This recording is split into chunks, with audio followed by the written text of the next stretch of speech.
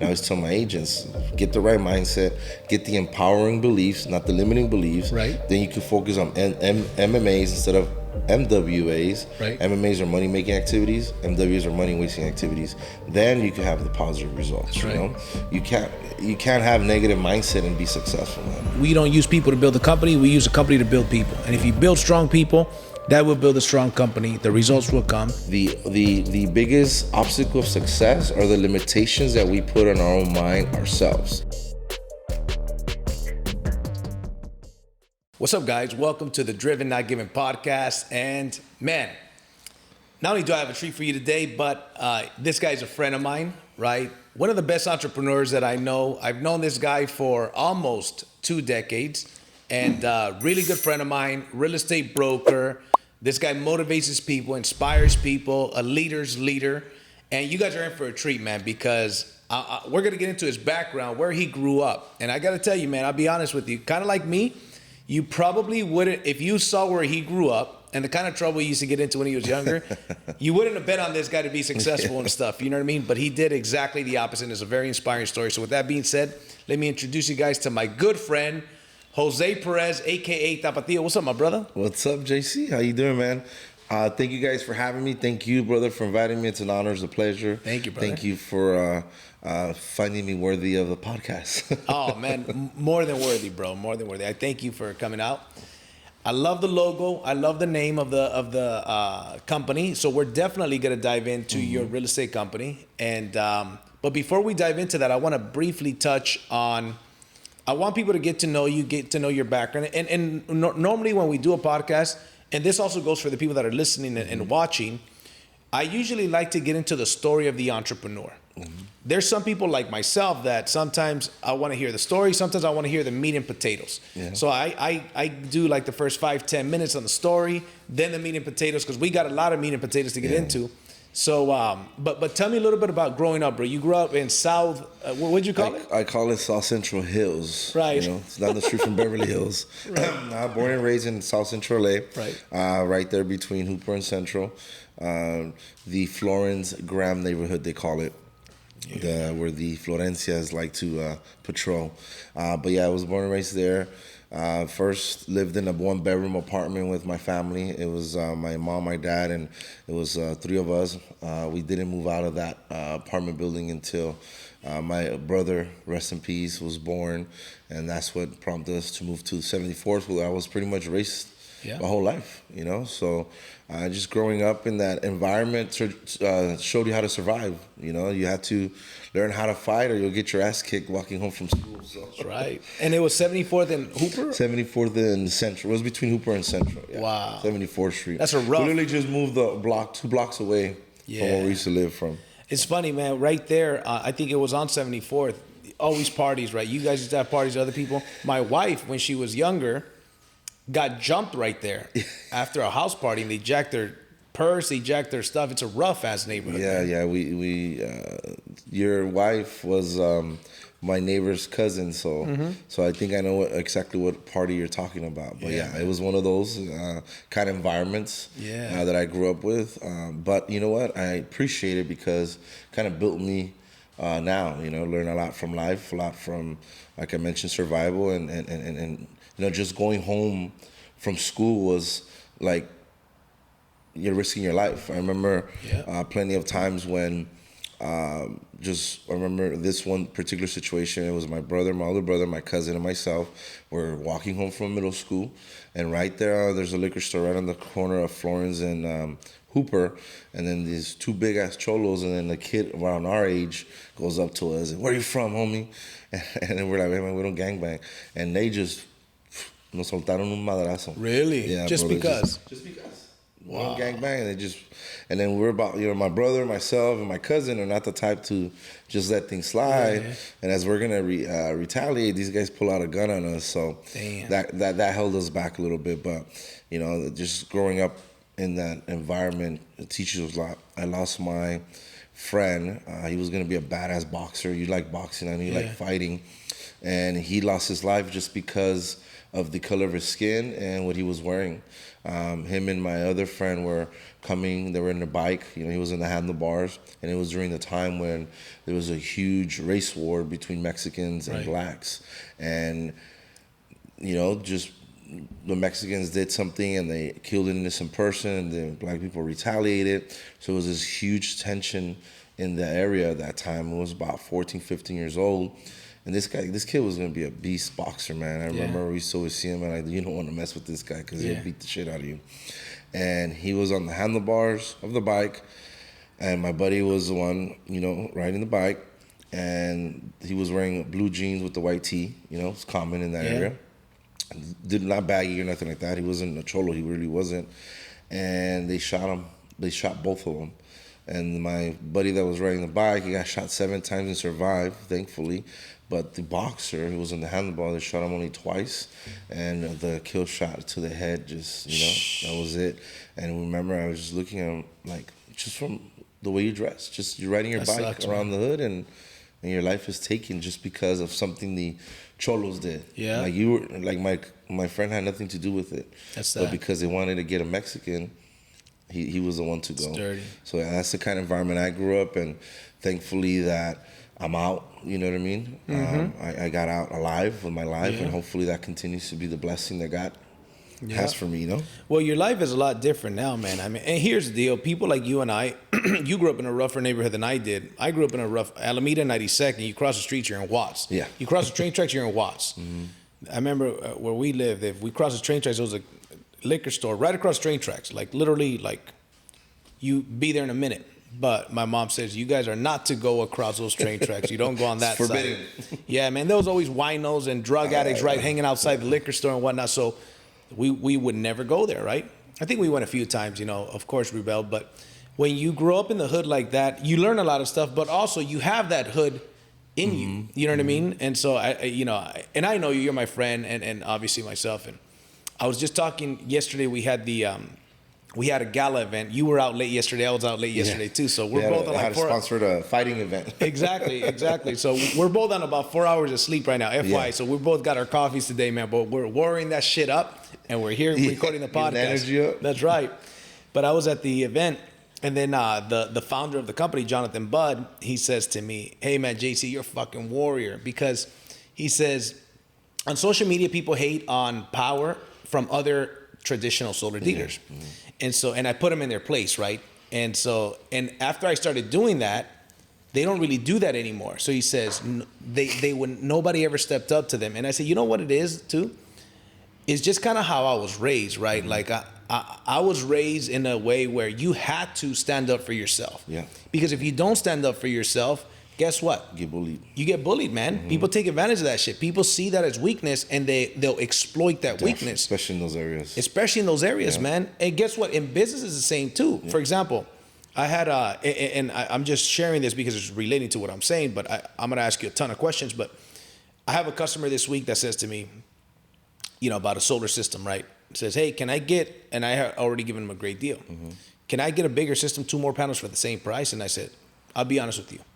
If I give you that price, I'm not respecting myself as a professional, and it's not fair to me or my kids. Yeah. And so I cannot give you a better price. I'm giving you a great price. If somebody else can give you a better price than that, God bless him. Guess what? He respected that. Yeah. Because you got to stand up and have a backbone. And then you have a tremendous backbone, man. Like the way you do business, the way you grew up, the way you were raised by your parents, right? I remember a story that you mentioned to me about the gangsters in the block killing your dog or something like that. Oh yeah, that was when the first in the apartment building. I remember that's why I don't really have pets anymore, because I get attached and then they break your heart. It's true. It's true. But the apartment building where we grew up in, it was a front house, and it was like about 8 or so apartments, 4 on the bottom, 4 on the top, 5, or probably 10. My cousin will probably remember better because I was a lot younger. And it was like one of those vecindarios, we used to call them, right? Right. El Chavo del Ocho kind of shit. Right. And it used to be next to an abandoned lot. It's a vacant lot. And the Hispanic, le dicen los baldíos. Okay. Or baldíos, I forgot the exact. name, pero era un baldío. I used to remember my mom said, "No te vayas para el baldío," and it was an empty lot. And naturally, it's empty. The cholos used to use it as their playground, right? So there used to be the cholos right in our unit. We're the bottom unit, right next to the vacant lot. So every time they'll party, drink, and do stuff, my dad was always having to come out like my dad, and my uncle had to be strapped. Oh, really? Right there. Oh, yeah, my dad was strapped. He had a Damn. gun every time because he had to, like you said, stand up. And my dad, you know, they're paisa, traditional paisa, Mexicans, and hey, man, cut that shit off, man. Go take that shit somewhere else. Yeah. And naturally, they're going to make the cholos their enemies, right? Right. So I remember that my dad one day he was tired of the noise and stuff, so I guess he told him, hey, man, take it somewhere else. So the cholos, we used to have a dog.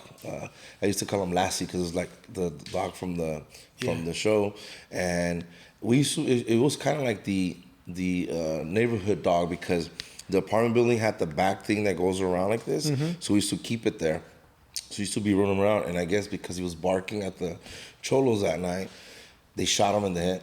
And, we woke up to the dog being dead. Damn. And, yeah, so it was heartbroken. And as a That kid, sucks. it's your pet.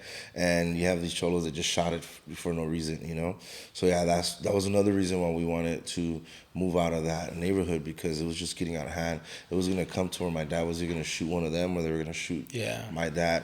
And every time uncles would come, I remember one incident where my uncle and my dad got really heated with these guys. And, those guys are strapped and my parents are strapped. And they got into an exchange of words, and I felt like something was going to go down. So it was time for us to get out of that situation. With my brother coming, Morocho, remember Morocho? Yep. He was the reason why we cool ended ass up, motherfucker, man. Oh, man. Yeah. Have you guys ever met I miss my him, brother? Amazing individual. Yeah. Some corridos out there. That's right. That's right. One thing I respect, my brother earned his respect because a lot of his friends make the corridos. He never paid for any of the corridos. Oh, yeah? A lot of people that get corridos, you have to pay for them. That's true. So one thing about that is that. But he grew up in the barrio. And you talked about something growing up.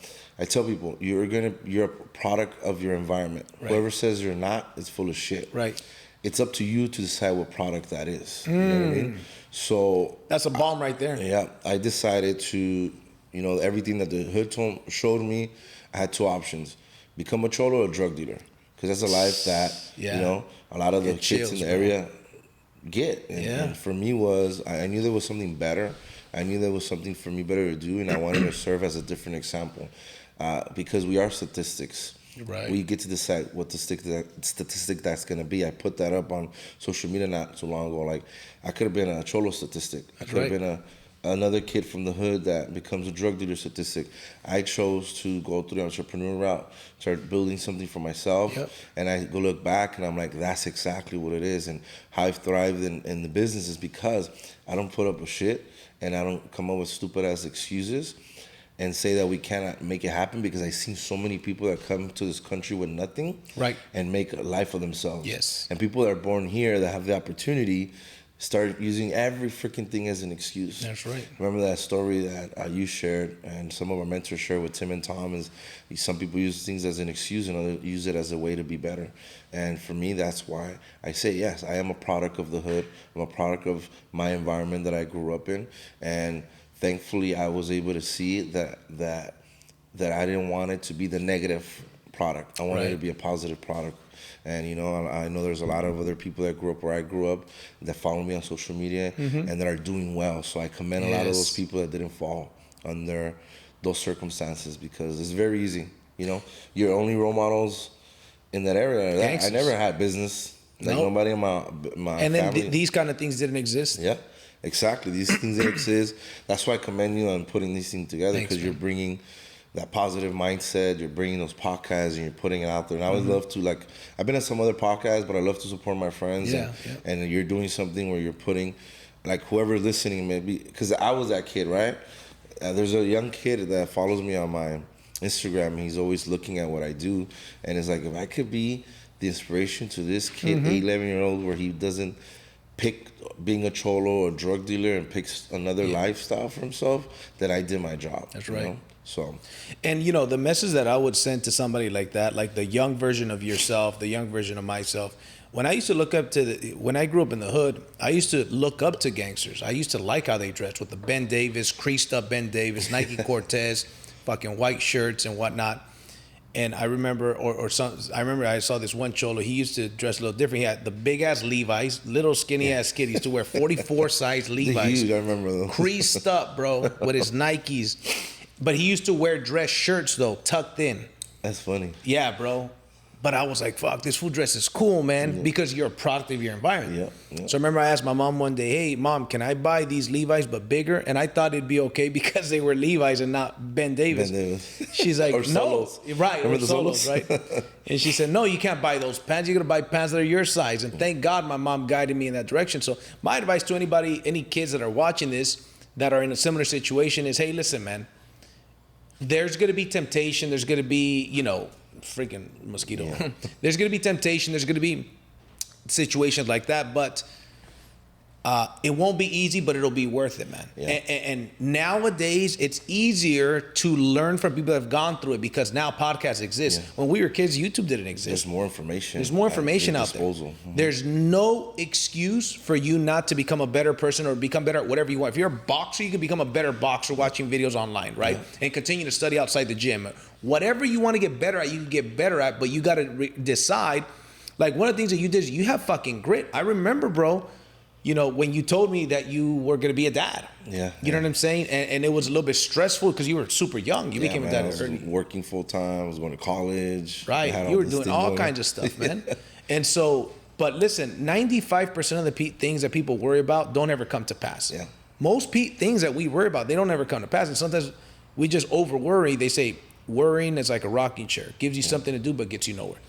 And so they say the people worry about 75% of things that will never happen or never happen. Yep, that's true, man. Yeah.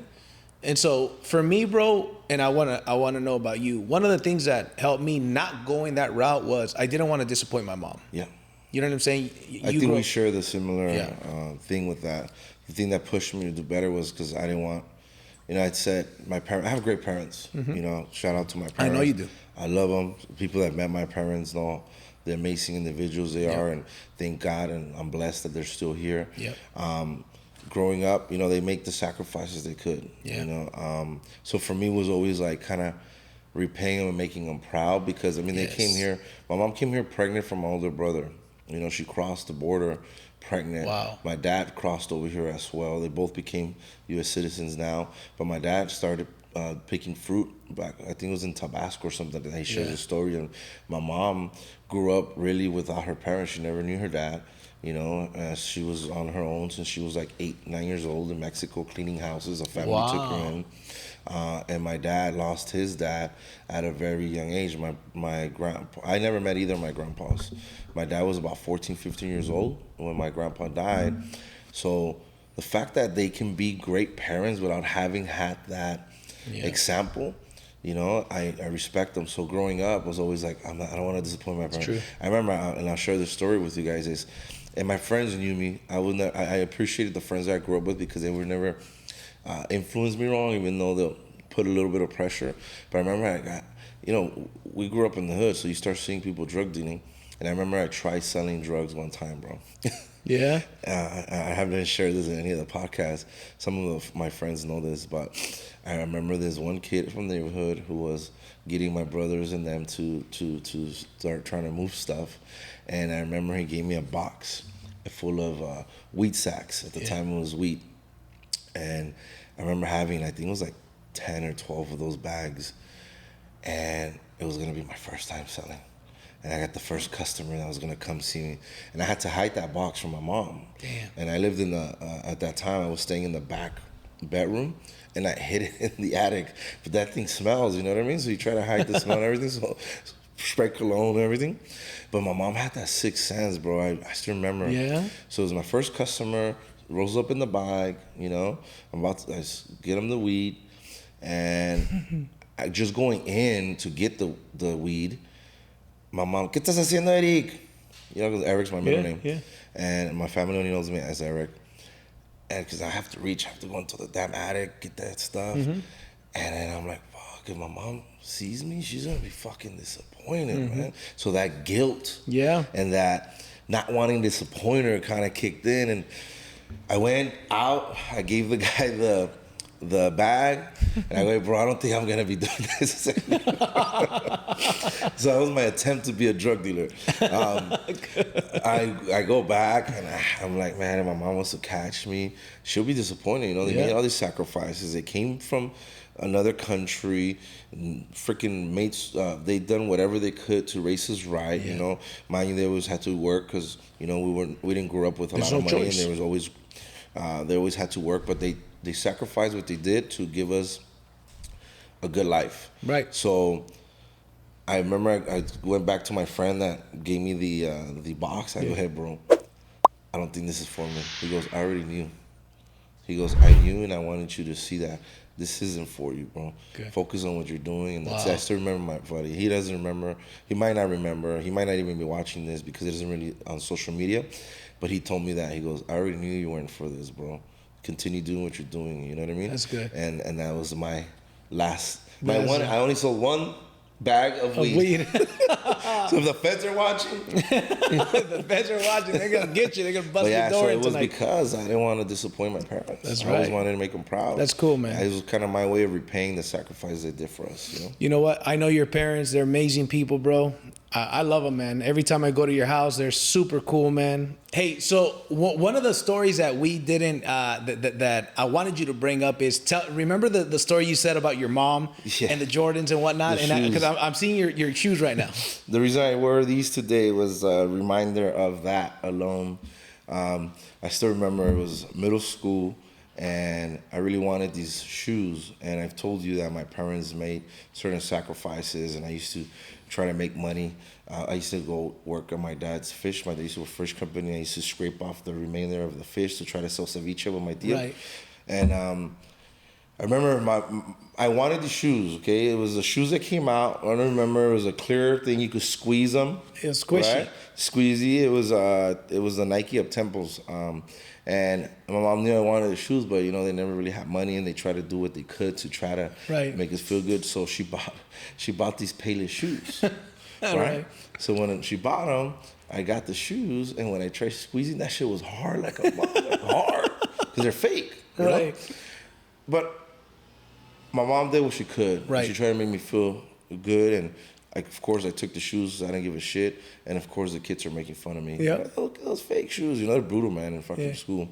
So I remember feeling so embarrassed, and I saved up money. And I remember in the 8th grade, I bought myself my first original Nike Up Temples, because all we used to wear was Payless shoes or me too. Those freaking Swap Me shoes. And that's why now I'm wearing these Jordans, because I was reminded of when I couldn't even... When my parents used to buy those Payless shoes, donde te apestaban los pies. That's right. Feet would stink. That's true. So now I wear Jordans, and I could buy Jordans, thankfully, and Jordans are a representation of that, because I used to see the kids in school with the shoes, with the Jordans, and I'm here with my fake-ass Payless. Yeah. And I remember that I saved up so much money just so I could be able to buy my own pair of shoes. That's awesome. Tell me about your first job selling newspapers, man.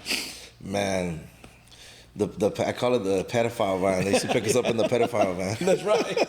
So circle back. I remember I told you guys my parents we're a big family now. It was now 5, because I don't think Brandon was born yet. And my parents didn't have much money, so I wanted to make money. I was always trying to find something to do. I used to go to work in the summers with my dad, because I used to love going to Mexico when I was in the middle school. In the beginning of high school, I used to take off the 2 months of vacation. Mm-hmm. I used to go to my dad's from Colima, Manzanillo. My mom's from Guadalajara, Jalisco. I used to love going out there. But my parents didn't have much money because they have to feed, clothes, rent, everything. Yeah. So I needed to make some money, and I'm walking home from school, and I see these guys went out. Ricardo, shout out, because Ricardo and I are friends still. Yeah. To this day, he was the one that used to pick me up. And I saw this little... the poles, they used to leave these little flyers with the little numbers, and I ripped out the number, and I remember calling them, and they used to pick me up after school, right? And that was my first experience of door-to-door sales, other than me selling chocolates door-to-door in the 5th grade and 4th grade, right? But it was my first experience in a commission-only sales job. And how'd you do it? How'd you do with it? I did really good. I shared some trophies a while back on social media. I did like 21 sales in one day.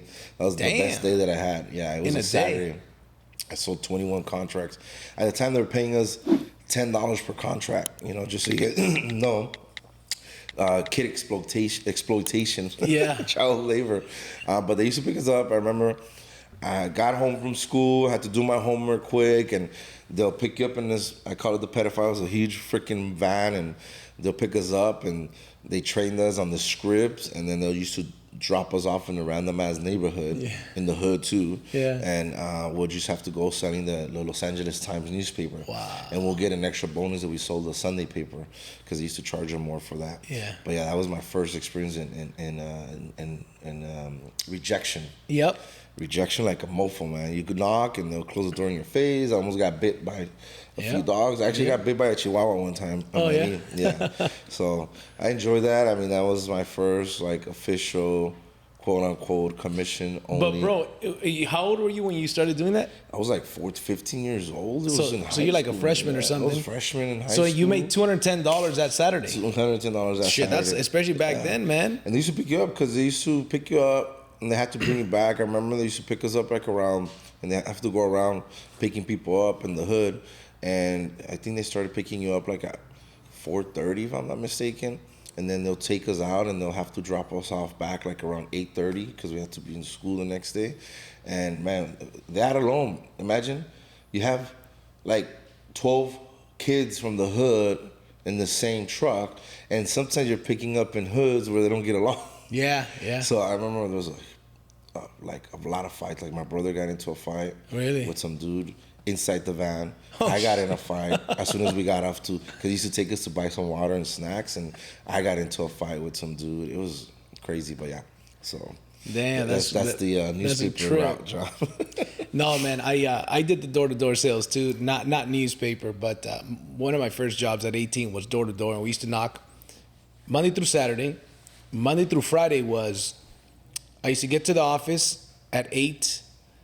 I used to get to the office at 9. We would practice pitch for about 2 hours, have a meeting. By 11, hit the field from 12 to 8. Do that Monday through Friday, then go back to the office. And then Saturdays, we used to do the same thing, but it was 12 to 6. I think you did something similar, because you also did... we were Saturdays, too. We Monday through Saturday as well. We used to meet at the... You know that McDonald's is on Otis and Firestone? Yeah. That used to be a different burger spot. I forgot the name back in the days. Yeah, Lucky Boy or something? Something like that. Yeah. And I remember that's where they used to do a monthly recognition. Oh, shit. That's where I got my trophy. Nice. I remember looking at the guys, and they were getting trophies, and I'm like, I want to do that. What is it going to take? Well, you get a trophy for doing 10 in one day, and then another one for 21. So I remember I did 21 sales. You also, as an adult, though, you did merchant services, didn't you? Door to door? I did business to business. I've done it all, man. Dijo, he vendido todo, menos las nachas. That's right. I sold everything, man. And even that's questionable sometimes, man. You know what I'm saying? Nah, just kidding. Nah, man, I've sold... people that know me know that I've gone through a lot of different businesses. You know what I mean? With you, I want to thank you because, when I was growing up, like I said, I didn't have any role models. So if I had not had that meeting with you, remember Fidel got me into network marketing. It was my first network marketing job, or business, I should say. It was 18 years old, listening. The problem with a lot of people is that they take advice from somebody more screwed up than they are. That's right. And they start paying attention to them. And I when I went to see the meeting, I liked it. But I had all these people talking and telling me not to do it. So I remember I told Fidel, look, Fidel, I can't do it. And then he set up a meeting with you. Yep. I knew JC from high school. I used to not like this guy because he was cocky as fuck. He was a security at our high school. So siempre caminaba acá. And then the girls in this class used to like me, so this fool used to hate on me and shit. Le bajaba las viejas, you know what I'm saying? True story. So then I met him, and then I remember it was a Starbucks on Tweety and Otis. Not Otis, is it? Yeah, Tweety and Otis. Yeah. The Starbucks on Tweety and Otis, and they had already got into my head. I'm an 18-year-old kid. And JC convinces me. He sits down with me, and at the time he was the leader of that team. We were at Prepaid Legal, and he just tells me, "Look, bro, give yourself an opportunity. There's so much things you can learn here, and don't pay attention to these people. Do they have the lifestyle that you want? That's one thing that you asked me. Mm-hmm. And if they don't have the lifestyle that you want, why the hell are you listening to them? And I remember, like, you're right. This person is giving me this shit. He has never done anything successful in his life. That's right. And he's already talking down to what I'm trying to do. So even though I'm not doing network marketing anymore, because I was in network marketing, I got turned on to the books, the audios. The entrepreneur mindset. The entrepreneur mindset. And that goes for all of you guys that are listening. I always knew that I wanted to do something. I want to be great, and I want to be my own boss. I just never knew what. Right. So when I got into network marketing, I started reading Think and Grow Rich. Mm-hmm. Rich Dad Poor Dad. Remember those? Yep. The Strangest Secret by Earl Nightingale. Mm-hmm. All that stuff got my mindset right.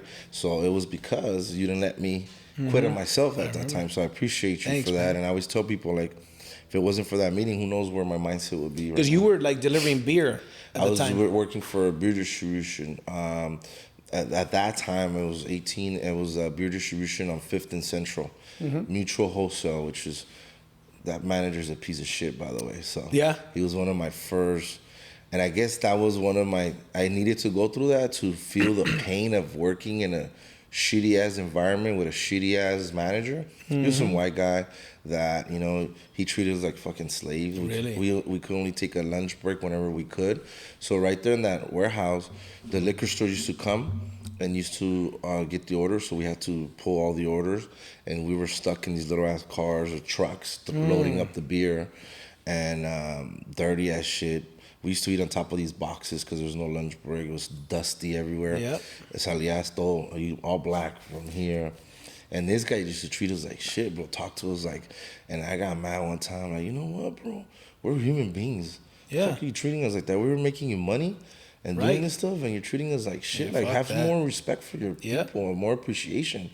And we got into it. I remember I was going to punch him, and I said, you know, that's it. I'm quitting. And I was working there only the weekends. Okay. I had just gotten my Impala. You know, my daughter was going to be in the way. And yeah, so then I started turning on into I was changing my mindset. Mm-hmm. And I was like, fuck, I don't want to be a slave the rest of my life and being treated like shit. So. And the thing about you, man, is that even though you did door-to-door sales and all that stuff, I personally, and the same could be said about me, wasn't looked at like a guy that could succeed in sales or business. Mm-hmm. I know that people didn't look at you that way. People didn't look at me that way. And that's a testament to show that you can acquire the skills that you want, man. But you just mentioned about the personal growth, the development, the books. You worked on your mindset. Mm-hmm. When your mindset started changing, I always say this, if your mindset is weak, you could be the best salesperson in the world, the best speaker and blah, blah, blah. But your mindset is weak, you're building on sand. Yeah. With a strong mindset, you're building on a firm foundation. So you build your mindset, and that's whether we do it on accident or on purpose. Yeah. That mindset is a foundation. So you already had a strong mindset because of where you grew up and the shit you've been through. You were able to put up with shit, but then you also applied it in business. What is one of the biggest failures that you've had, bro, where you felt like shit looked bleak, where things weren't going good? I would imagine is around the time that you're going to have your daughter, and you're a young dad. Single dad, I remember you even started a lunch truck at one point, right? It was after the B2B. Yeah, tell me about, it might have been I don't know, it might have been when you were selling merchant services or that. What was a really downtime you had?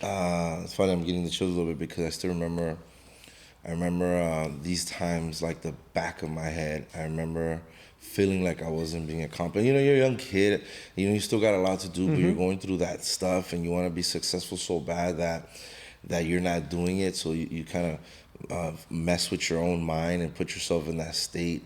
And then you start tracking that negativity, right? But I remember I was working because they had fed me this thing in this business to business. I was going to own my own office and shit. But with the merchant services, we used to drop you off. You have to hit 80 businesses a day. You have to dock it right there. And I was going through some really bad times. I had done a volunteer repo on a BMW that I had at the time. Mm-hmm. Fucking money was not great to the point where I used to always pay for my daughter since she was born. I used to always give her mom money. I remember. And I was going through some really tough volunteer repo. I'm working in this new business. I remember one freaking day, and then seeing the check that came after that day just broke me. So I wasn't able to give money to her mom. So her mom goes, well, you can't see your daughter for a month, so you give me some money, right? So now, you know, I remember she made me feel like shit. I go, okay, so if I can give money, you're gonna take the affection and love that. Okay, that's fucked up. Cool.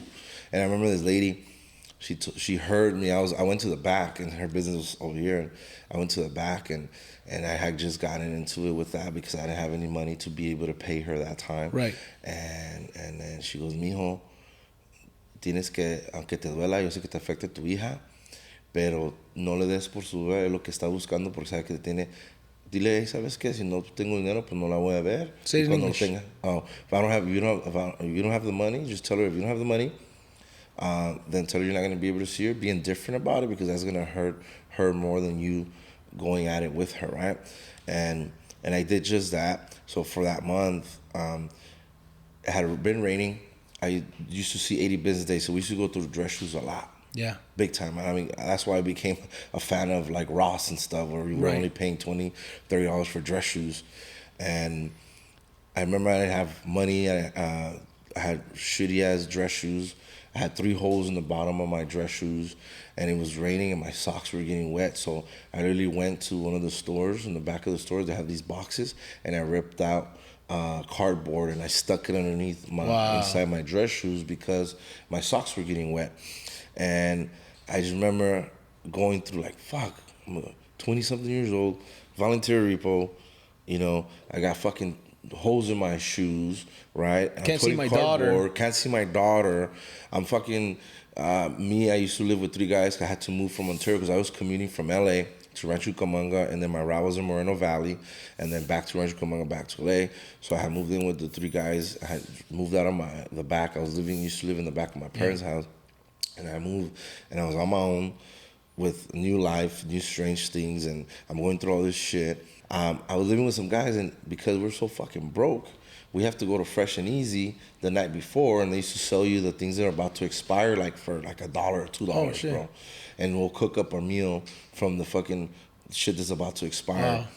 So I remember I needed money, and we used to get paid $103 per contract, but if we sold them the machines on leases, then we used to get paid a lot more, right? It was like $400 or $500 per every lease that we got them on.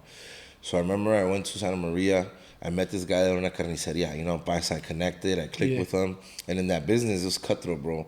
I'm walking to a stranger's business, and I have to get him to like me within seconds, so he could trust me with all his credit card statements. That's right. Like, I'm a random ass guy from the street, so the skill that it took to get that was there. So I connected with this guy, and he goes, yeah, I'm in. So I was going to get 3 of his registers in one carniceria, his other 2 registers in another store that he had. So I was going to make like, I think it was like a $3,000 commission check. Wow. So I'm like, fuck, finally things are turning around, right? And then the problem with that business is that these guys used to get hit up all the time. People go and they will put them on these leases, and these guys wouldn't know, so they'll go into collections and they wouldn't even know because it doesn't show up on the credit. So we wouldn't know that they were in collections until it's time for payday. Wow. So we'll put the contract, we'll put the lease, everything, and then they used to pay us 2 weeks out once everything came back. And whenever these guys would be in collections, it'll show there why they didn't get activated on the agreement. So I'm thinking I'm about to make $3,000 or something like that. And he gives me my check, the guy at the office, and at the time, bro, I had no car. Fucking shoes, holes in my shoe. Right. Cardboard in the motherfucker so that my socks wouldn't get wet. And I'm needing money, and I'm expecting a $3,000 check, and it's like $300. Oh, man. For 2 weeks. And mind you, we're working out of a hotel, scanning fucking contracts and everything to them. And I remember seeing that shit, bro, and tears just came out of my eyes. I can't be living like this. Fuck. I can't be having this situation. I can't afford to see my daughter because her mom doesn't let me see her. I can't afford fucking shoes. I don't have a car. That's brutal. And I'm going through all that shit, and tears just started dropping, bro. Like I was going through some tough shit. So that's when I felt like a fucking failure.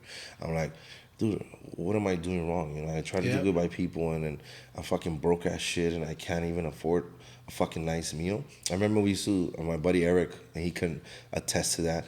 We used to have to convince the chinas or somebody in a restaurant to feed us, bro. We had to make them like us. Really? We used to call them rehash. Hey, can I get a sample of your orange chicken? That's how we would eat that day, bro. Wow. It was bad. And it's because you're trying to build and they're teaching you're eventually going to own an office. Yeah, and all it's a this sacrifice. Stuff. That's the shit that most people don't have. And I'm glad you're sharing that, bro, because there's that light at the end of the tunnel. You're an example of it. That was one of the worst times. I was one of the worst times of your life. Yeah. And here's the thing, mentally, man. Like, I was defeated mentally. I know. I was going through some shit, and it was bad. I remember having those conversations, and I didn't have a kid yet, bro. And I remember feeling bad for you and not understanding, like, I don't fucking get it, man. Look, I try not to cuss, man. It's hard. But right now, I have to put this out there.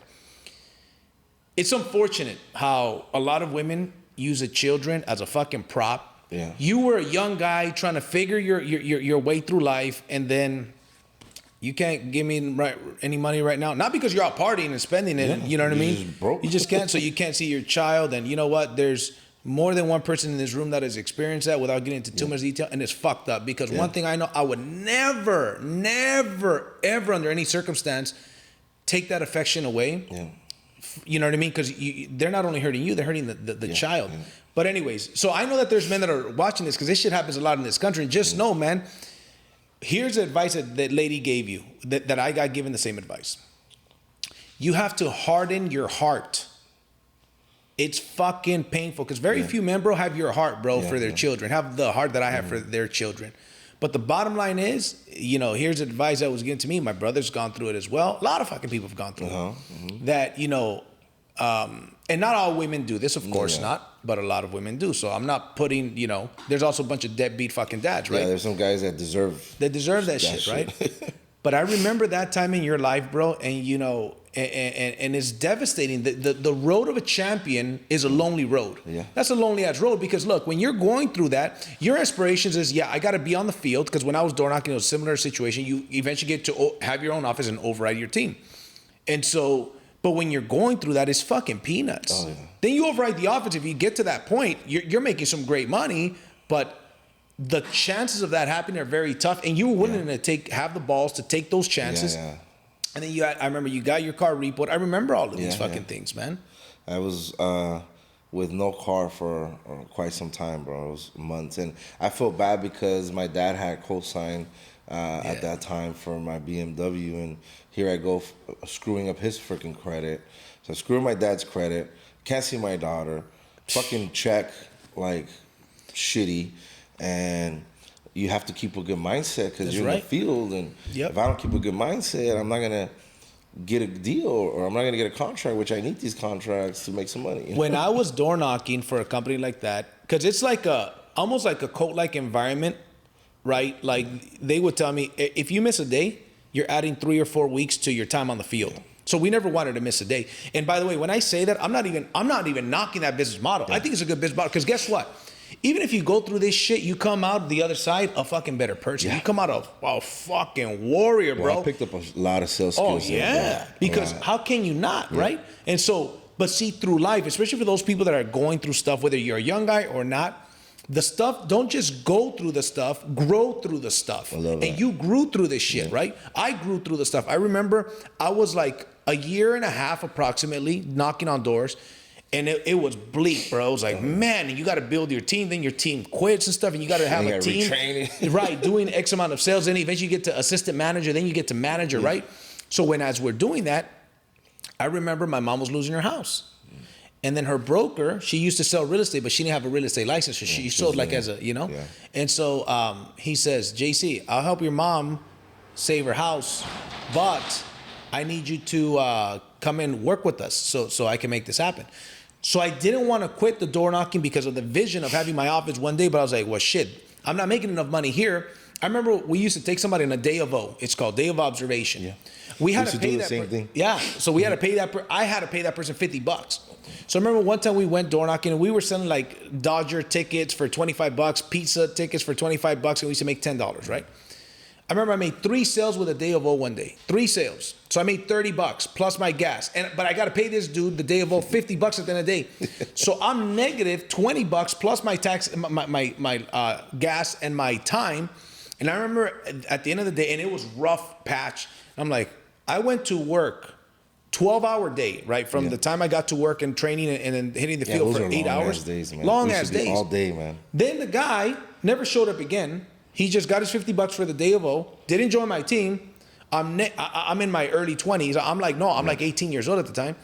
And I'm like, fuck. I'm out, less money, work my ass off in the baking in the sun. But guess what, though? These stories are common in successful people. Yeah. The time is going to pass anyways. The 10 years is going to pass anyways. Yeah. Don't feel as sorry for yourself, because it's hard. See, it's easy for me to say not to feel sorry for yourself, but don't feel as sorry for yourself, especially when you hear stuff like this. You realize, shit, if I stick and stay, I'll get my pay. And it's going to be hard. You know, Tony Robbins says, people very often overestimate what they could accomplish in a year, but they underestimate what they could accomplish in 10 years. Yeah. So, for example, now you got Nueva Real Estate. You're a very successful real estate broker. I see your guys' sales. I see you guys fucking climbing. You're a new company. You got a bunch of people making a bunch of money. Mm-hmm. Tell me about Nueva Real Estate, bro. Yeah, it was. Let's get to the positive side of your story too. Yeah, man. I had gone through. I told myself I landed in real estate by going through that journey of finding different things, and I knew that I liked to be on the field. And when I it's funny because you are. At 18, at that time, you got my mindset right. But you remember, we had a conversation. I was working at Verizon at the time. I remember. Bouncing back. It was after the lunch truck business. Mm-hmm. And I remember when I did the lunch truck business was after the B2B. Right. When I had gone through all this bullshit and financial issues. So having that job at Verizon was getting my money back and me getting back in place. Mm-hmm. But I wasn't happy. Right. I love the people that I work with. I still love my Verizon people, which I was just with my boy Manny, who got me into Verizon in Hawaii this past week. So it was good to be with him and see him. But I remember I was at Verizon, and me and you had the conversation, and I guess you kept that conversation in mind. I told, look, I'm here. I love the people I work with, but I'm not happy because I'm inside a retail shop, and I like being in the field. Yeah. You know, and I like helping people. And at the time, these guys were screwing people over. Back in the days, that was how the cell phone business used to work. In order for you to make money, I have to add lines and shit that these people don't even know about. I'm not good with it. I like to help people. Yeah. I like to do good by people. And you approached me with a guy who was cuckoo for Cocoa Puffs, by the way. Right, I remember. The credit repair business. He said you could make a lot of money in the credit business. So here I go, Jose again, just getting back up with his, trying to start making money because I had an hourly job plus commissions at Verizon, and I had benefits and all that. That was the first real, after all the other odd jobs I've had. I was a good, respectable company, but I wasn't happy. I wasn't fulfilled. I felt like my purpose there was not happening. And you told me, hey, there's this guy that has a credit repair office. He wants somebody to take it over. You should look into it. I think you'll be good for it. Because what I wanted for you was entrepreneurship. Yeah. I knew that at that job, you were making decent money, but I knew that you could do so much more. And I wasn't financially benefiting from you going that route. It was just like, bro, this guy has an office inside of a real estate office. You could have your own business, need somebody to take it over. So to me, I was like looking out for you as a friend, like, you could do better than you're doing now. I remember I went into a guy, I liked it, right? Yeah. And that guy comes into Verizon. I'm not even going to go into details, but I'm like, I called you. I go, JC, what the fuck did you get me into, bro? This guy's fucking cuckoo for Cocoa Puffs, and I already put my 2 weeks in fucking Verizon. Like, what are you doing? What did he do? Tell me what he did. He walked into the store with the cell phone. He had stickers in the front camera and the back camera. And I thought he was on drugs, bro. He was sweating. He goes into the store. He goes, hey, bro. Because he already knew I worked there from the interview we had, right? Shit. And he comes into the store. I'm in the back. I remember he walks in, and he's like very nervous and fidgety. And he gives me his phone, and I go, what's wrong, bro? What's wrong with your phone? What, do you want me to look into it? What's wrong? Did you drop it? He goes, no. They're looking into my stuff. They're following me. They're seeing me. They're going and hacking into my da-da-da. He said that dude was on drugs. Some crazy tinfoil shit, you know? Tin hat foil. And And then I looked at him, I go, bro, I can't change your phone. There's nothing physically wrong with it. Like, I can't change it. Like, just because whatever situation, I'm not going to be able to change your phone. I'm sorry. So I gave the phone back to him, and I look at him, and I'm like, this was he on drugs? He was on one. And I send them away, and I call this guy right away. I fucking already put my 2-week notice. What the fuck? I'm supposed to start next week, and this is the guy that you set me up with.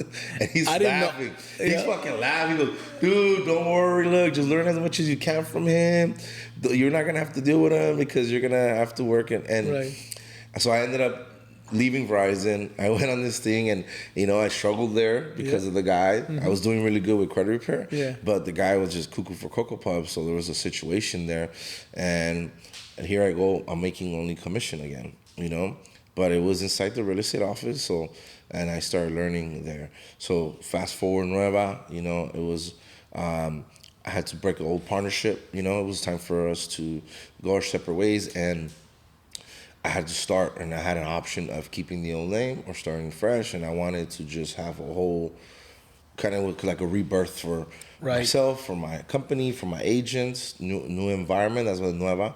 But I wanted to have something, one Hispanic owned, right, and operator. I wanted to have a Latin word. A lot of these one-word companies were out there in the market. So I told my marketing guy, hey, I want you to do something good with it. So I'm researching different names. I remember it was 3 a.m.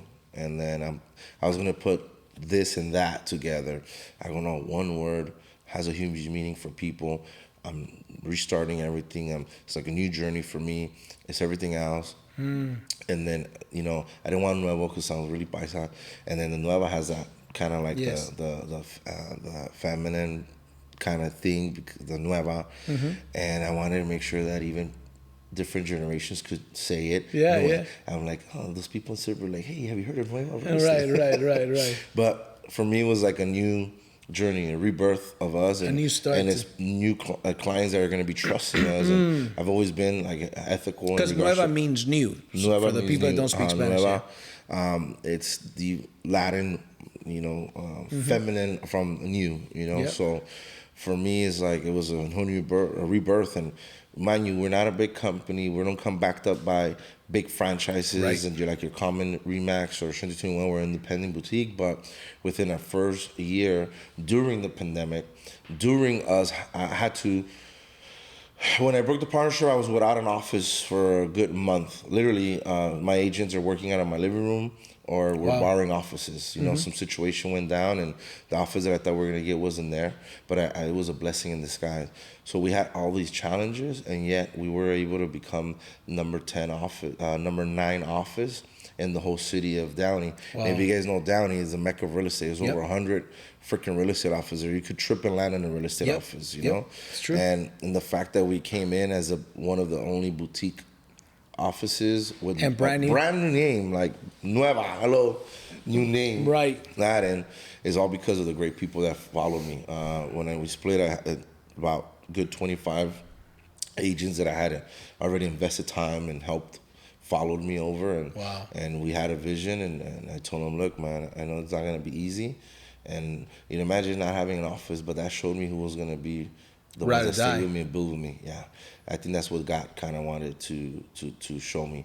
Like, look, bro, despite you going through all this shit, your people are here. Who are some of your agents that are out there crushing it? And I have so many right now that are just crushing it right now. I'll tell you, like, my top 5'8" right now, they're about to break 200K, man. We're gonna break 200K in the next few months. These guys are gonna break 200K easily. That's awesome. And my first goal was, hey, make as many 100K earners as we can. That's right. And now it's the 200K earners. The market's great, mind you, but it's very competitive. Yeah, it is. The fact that they're still operating there, they're doing amazing. It's so many that I don't want to say names, so I don't want to leave anybody out. I get it. You know what I mean? Because they deserve the credit. Yep. So whoever my agents are watching, you guys are amazing. Keep killing it, and that they're the ones that build it. They're great people because they represent us, myself, out in the field and with the clients. And the fact that they've trusted the clients have trusted us.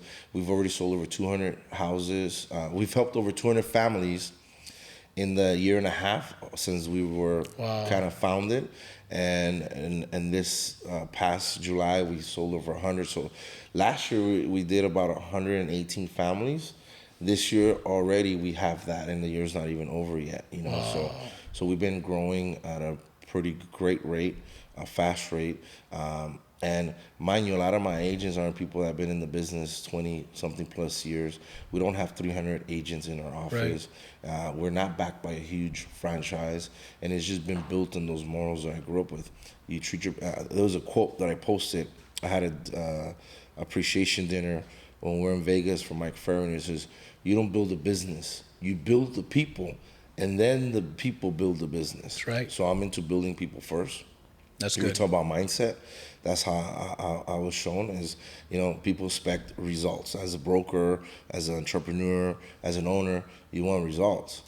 But you can't get the results without having the actions. And you can't get the actions without having the right philosophies. And you can't have the right philosophies without having the right mindset. And I always tell my agents, get the right mindset, get the empowering beliefs, not the limiting beliefs. Right. Then you can focus on MMAs instead of MWAs. Right. MMAs are money-making activities. MWAs are money-wasting activities. Then you can have the positive results. That's right. You know, you can't have negative mindset and be successtional, man. Hell no. That's 100%. 100% you can. So always starts with the mindset, and that's what's kind of helped me because I don't see my agents as a number. Out of the brokers I remember this story. One of my friends told me, he goes, I was going through so much shit, life personally. And my broker told me, hey, man, you're slacking. Your numbers are making us look bad. And he never once asked me, like, what am I going through? Right. What's going on with you? Right. How can we help you? How can we support you? There's something going on in your life. It's leadership. Leadership, yeah. And I go, I never want any of my agents to express themselves like that about me. And I go, so I always put people first. That's awesome. Profits after, right? So it's always been like that, and that's the value and the philosophy, and that's how we've grown. I love what you say. You build people first. You put the people first before the profits, and you also that's my philosophy as well. We don't use people to build a company. We use a company to build people. And if you build strong people, that will build a strong company. The results will come. And that leadership, care about the people. Yeah. Genuinely care about the people, right? And that comes also with the personal growth, man. You know, How to Win Friends and Influence People is a book that I recommend for years. You know, you've read that book. That was a great book. It's an amazing book that everybody, whether you're in business or not, should read that book. How to Win Friends and Influence People by Dale Carnegie, right? And so what advice, bro, would you give? You're in real estate, so what advice would you give to a struggling real estate agent trying to make it happen? What, like, let's say, doesn't have much of a network, maybe a 22, 25-year-old guy or girl, doesn't have much of a network, and they want to make it happen. What advice would you give them? First one is don't be a fucking lazy fuck. That's what I'll tell you right now, straight up. Because a lot of people say they want to make it happen, but they're not making necessary sacrifices. I remember I had sacrifice when I first started in the business, bro. My weekends were done. I don't have no weekends, no fucking vacations. My life was real estate. I was either door knocking, I was doing open house. I was never a big cold caller, even though I'm good on the phone, but I was out there in the fields, right? 100%. I had no business. I had to be in the field, and I had to be marketing myself online. So one thing that helped me, right, is not being a freaking douchebag or a jerk. And generally, when I was connecting people, is establishing good relationships. So people trusted me. They felt good with me. And when I was in the field, I'm not those posting money, posting all this shit, my commission checks and all that stuff, right? I remember only one time I posted because I'm like, you know, I'm proud of what I'm building, and these are the commission checks that I got that I will never had made it before, you know? Right. And that was the only time I ever shared checks online. And people see that, you know?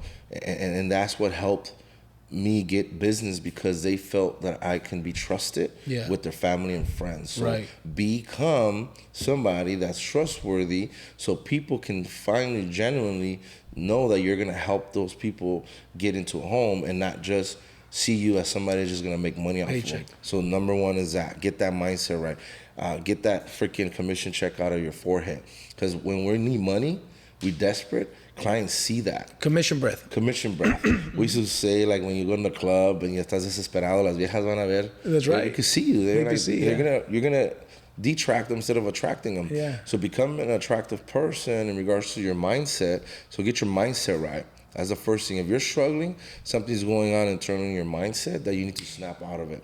And it's funny, I shared a quote recently. It says, the biggest obstacle of success are the limitations that we put on our own mind ourselves. So self-doubt. So first, get that self-doubt out of your mind. Right. Because that's obviously why you're struggling. Get your mindset right.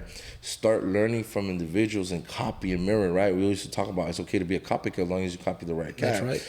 If you're struggling agent and you're fucking hanging out with other struggling agents and you're taking your long-ass lunches, that's the reason why. Right. You should be prospecting like freaking crazy, minimum 6 hours a day. 6 hours a day, how many days? Fucking a week. If you don't have any business, you should be working every week. Yeah. 6 days a week at least. 6 day minimum. You want to have one day off with your family, especially if kids, right? But I remember I was working Monday through Saturday, even Sundays. I was doing my door knocking. I was doing everything during the week, and then on the weekends, I was either doing showings or I was doing open houses. You know the saying we used to say, you have to be willing to work without pay in order to get paid without work, right? And that's why I wanted to ask you that question, because a lot of people get into sales, whether it's real estate, solar, insurance, whatever, network marketing.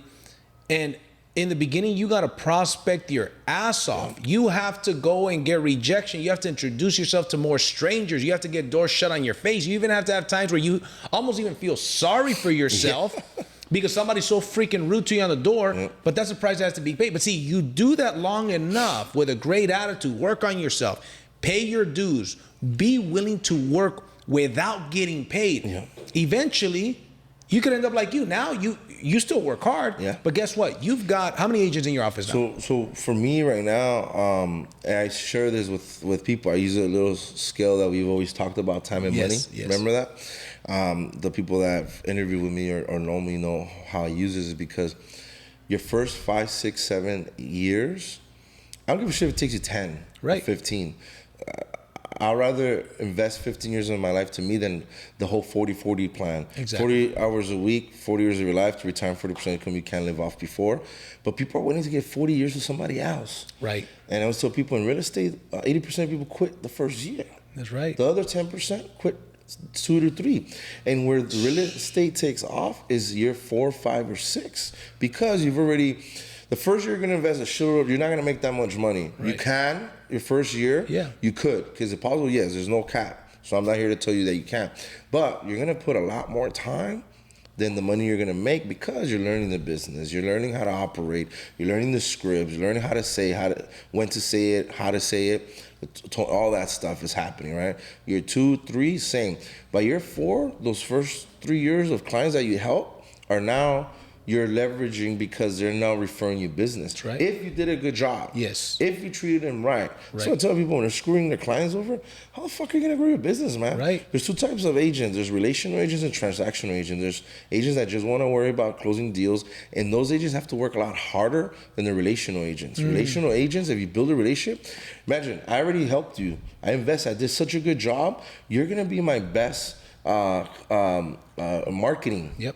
You're going to be referring me your friends and family. Those are friends and family that I didn't have to door knock, cold call at all. Right. And they trust me because they trust you. Yep. So for me, and the thing I'll teach new agents is your first 3 years, build great, solid relationships with your clients. Stay in touch with them because they're going to be the ones that are going to feed you 4, 5, 6, 7 years. You just helped one of my first clients ever. You know that client you helped with the solar was one of my first. Right. She was like my 3rd client that I ever sold a house to. That's right. And look, she still loves me. She's still the first client to me. Right. I've already helped 2 or 3 of her family members, you know?